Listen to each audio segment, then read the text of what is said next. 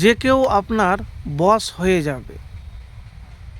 প্রিয় ভাই, বশ করা, জাদু করা ইসলামে এইগুলি হলো হারাম।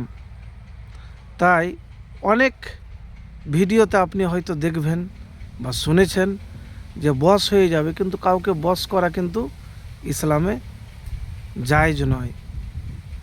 কাউকে বশ করা, জাদু করা, জাদুটোনা করা, এগুলো একই ব্যাপার।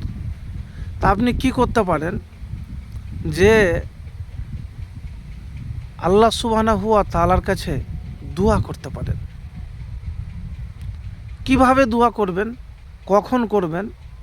আপনি গভীর রাত্রে উঠবেন। গভীর রাত্রে মানে ফজরের আজানের আগে বা রাত 12টার পরে উঠে তাহাজ্জুদ নামাজ পড়বেন। তাহাজ্জুদ নামাজ পড়া হয়ে গেলে আপনি আল্লাহ সুবহানাহু ওয়া তাআলার কাছে হাত উঠিয়ে দোয়া করবেন। তার আগে যে আমল করবেন সে আমলের কথা আপনাকে বলবো। কীভাবে আমল করবেন? তাহাজ্জুদ নামাজ পড়া হয়ে গেল, তারপরে আপনি তওবা করবেন, ইস্তেগফার পাঠ করবেন, তারপরে দুরূদ শরীফ পাঠ করবেন, আল্লাহু আকবার কবিরা, আলহামদুলিল্লাহি কাসিরা, সুবহানাল্লাহি বুকরাতাও ওয়া আসিলা দিয়ে হাত উঠিয়ে আপনি দোয়া করবেন। এবার আপনার দোয়া যদি কবুল হয়ে যায়, তাহলে আপনি যে জিনিস চাইছেন, নেক চাওয়া পাওয়া ইনশাল্লাহ পূরণ হয়ে যাবে। হয়তো কাউকে আপনার চাচ্ছেন বা সেই জন্য আমার কথা শুনে সেই জন্য আমার বাধ্য হয়, হ্যাঁ, আল্লাহ তার মনটাকে নরম করে দাও।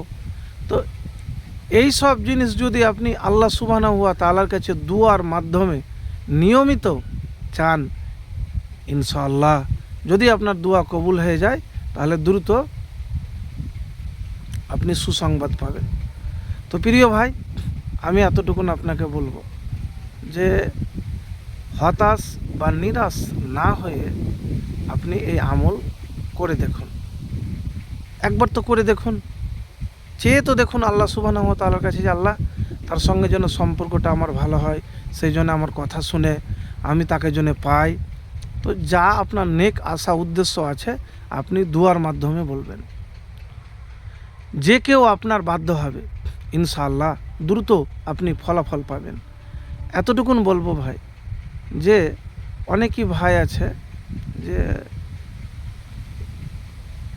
বলে যে আমি চাই কিন্তু পাই না, কিন্তু সে ভাইকে বলবো মুত্তাকি মুমিন আল্লাহওয়ালা হয়ে একবার চেয়ে দেখুন।